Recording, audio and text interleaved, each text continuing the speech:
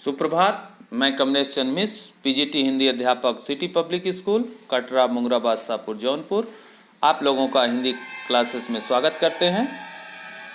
आज हम लोग कक्षा 12 हिंदी विषय के अंतर्गत आरोह भाग 2 के काव्य खंड से पाठ 2 आलोक धनवा द्वारा रचित पतंग पाठ का अध्ययन करेंगे।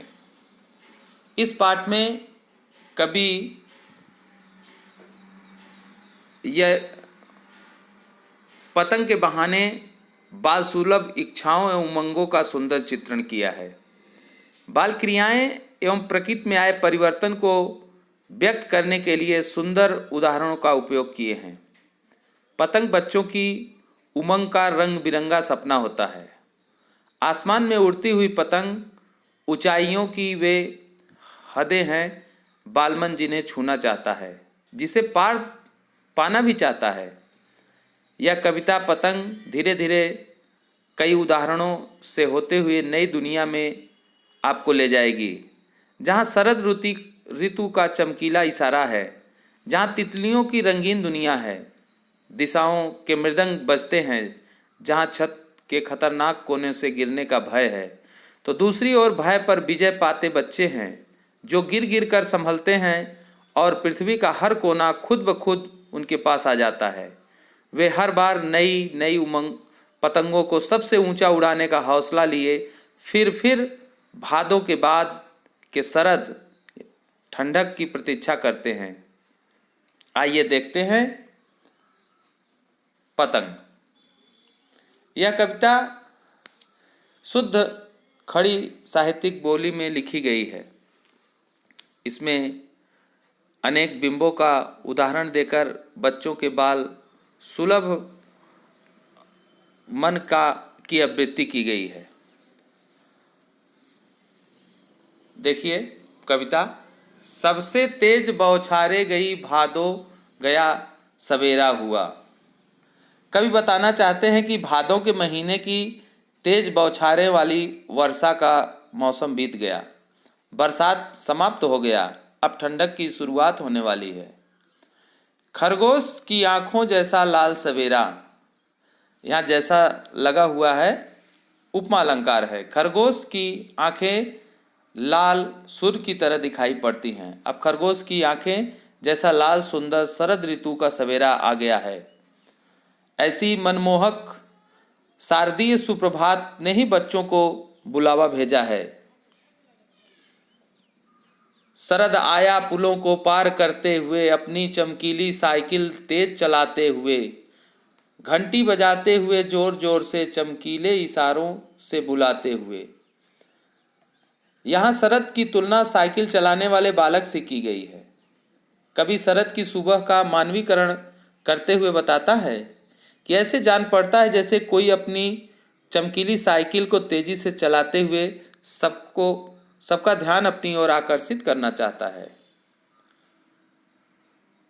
चमकीले इशारों से बुलाते हुए, पतंग उड़ाने वाले बच्चों के झुंड को चमकीले इशारों से बुलाते हुए और आकाश को इतना मुलायम बनाते हुए कि पतंग ऊपर उठ सके। चमकीली साइकिल चलाते हुए, उसकी घंटी बजाते हुए शरद की यह सुबह चमकीले इशारों से बच्चों के झुंड को बुला रही है, अर्थात बच्चों को बाहर खेलने के लिए आमंत्रित कर रही है। इससे आकाश को और मुलायम बना दिया है। ठंडक का दिन हल्का धूप वाला दिन होता है। बारिश के बाद का मौसम साफ हो जाता है। हवा थोड़ी तेज चलने लगती है ताकि पतंग अच्छी तरह उड़ सके। इसके उड़ने के लिए अनुकूल परिवेश निर्मित हो जाता है। दुनिया की सबसे हल्की रंगीन चीज उड़ सके, दुनिया का सबसे पतला कागज उड़ सके, बांस की सबसे पतली कमानी उड़ सके। बच्चे चाहते हैं कि दुनिया की सबसे पतले कागज, बांस की पतली कमानी को आसमान में उड़ाना और इसके माध्यम से स्वयं उड़ना चाहते हैं। वस्तुतः पतंग यहाँ बच्चों की बाल सुलभ इच्छाओं का प्रतीक है कि शुरू हो सके सीटियों, किलकारियों और तितलियों की इतनी नाजुक दुनिया। कभी आगे कहना चाहते हैं कि बच्चे चाहते हैं पतंग ऊपर उड़े और शुरू हो उनके उमंग भरे मन की किलकारियाँ और सीटियाँ। इसके साथ ही कभी तितलियों की नाजुक दुनिया की शुरुआत की बात भी करता है। ये सभी बच्चों के कोमल मन और उमंग भरी इच्छाओं के का बिंब है। आइए एक साथ पूरे का अर्थ देखते हैं। सबसे तेज बौछारे गई भादो गया सवेरा हुआ। एक भादो बीत जाने के बाद, बरसात ऋतु बीत जाने के बाद जब सवेरा होता है, ठंडक की शुरुआत हो जाती है, शरद ऋतु प्रारंभ हो जाता है, तो ऐसे मनमोहक शारदीय सुप्रभात ने ही बच्चों को बुलावा भेजा है। शरद की तुलना साइकिल चलाने वाले बालक से की गई है। कभी ठंडक की सुबह का मानवीकरण करते हुए बता रहे हैं, ऐसा जान पड़ता है कि जैसे वह अपनी चमकीली साइकिल को तेजी से चलाते हुए सबको अपनी ओर आकर्षित करना चाहता है। शरद की यह सुबह चमकीली साइकिल चलाते हुए, उसकी घंटियां बजाते हुए शरद की यह सुबह अपनी ओर सब बच्चों के झुंड को बुला रही है। इसने आकाश को और मुलायम बना दिया है ताकि मौसम साफ हो गया है, हवा थोड़ी तेज चलने लगी है ताकि सभी बच्चे बाहर आ सकें और पतंग उड़ाने का आनंद ले सके। बच्चे चाहते हैं दुनिया की सबसे पतले कागज और बांस की पतली कमानी आसमान में उड़ सके। पतंग यहाँ बच्चों की बालसुलभ इच्छा का प्रतीक माना गया है। कभी आगे कहते हैं, बच्चे चाहते हैं पतंग ऊपर उड़े और शुरू हो उनके उमंग भरे मन की किलकारियाँ और सीटियाँ। इसके साथ ही कभी तितलियों की नाजुक दुनिया की भी शुरुआत की बात करते हैं। ये सभी बच्चों के कोमल मन और उनके उमंग भरी इच्छाओं के प्रतिनिधि बिंब हैं। आगे देखिए, जन्म से ही वे अपने साथ लाते हैं कपास। पृथ्वी घूमती हुई आती है उनके बेचैन परों के पास, जब वे दौड़ते हैं बेसुध, छतों को भी नरम बनाते हुए, दिशाओं को मृदंग की तरह बजाते हुए, जब वे पेंग भरते हुए चले आते हैं डाल की तरह लचीले बेग से अक्सर। कभी आलोक धनवा जी कहते हैं, बच्चे तो जन्म से ही अपने साथ कपास जैसी कोमल भावनाएं एवं लचीला शरीर लेकर आते हैं। न केवल उनकी भावनाएं श्वेत यानी स्वच्छ, पवित्र और कोमल होती हैं, बल्कि उनका शारीरिक सक्रियता भी देखने को ही बनता है। पृथ्वी जब घूमती हुई आती है तो उनके बेचैन पैरों के पास जब वे दौड़ते हैं बेसुध, उनके बेचैन और चंचल पैरों को तो थमने या रुकने की सुध ही नहीं होती। वे हर समय दौड़ते भागते रहते हैं, सक्रिय रहते हैं, जीवंत रहते हैं। वे कठोर पत्थर एवं सतह वाली छतों को भी मुलायम बना देते हैं। उनकी उमंग इतनी उत्कट और धुनें इतनी तीव्र और सक्रिय होती हैं कि सभी दिशाएं उनकी सक्रियता की ताल से मृदंग की तरह बजने लगते हैं।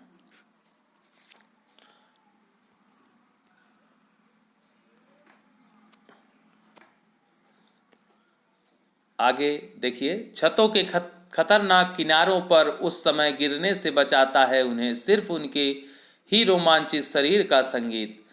पतंगों की धड़कती ऊंचाइयों उन्हें थाम लेती है। महज एक धागे के सहारे पतंगों के साथ साथ वे भी उड़ रहे हैं अपने रंधों के सहारे। कभी आगे कहते हैं, बच्चे इतने उत्साहित हैं कि वे दिशाओं को अपनी बोलियों के मृदंग की भांति झंकित और कंपायमान कर देते हैं। कोमल एवं लचीले शरीर लिए हुए बच्चे जब दौड़ते हैं तो कभी को उनका दौड़ना झूले के पेंग की भांति लोचदार प्रतीत होता है। कभी यहाँ बच्चों की कम उम्र और उनके अनुरूप उपस्थित शारीरिक लोच की ओर संकेत कर रहा है। आगे कभी कहना चाहता है, अपनी धुन में पतंग उड़ाते उड़ाते जब कभी छतों के खतरनाक किनारों या मुंडेरों तक आ जाते हैं तो ऐसी स्थिति में वे उल्लासित एवं रोमांचित शरीर का संगीत उन्हें गिरने से बचा लेता है।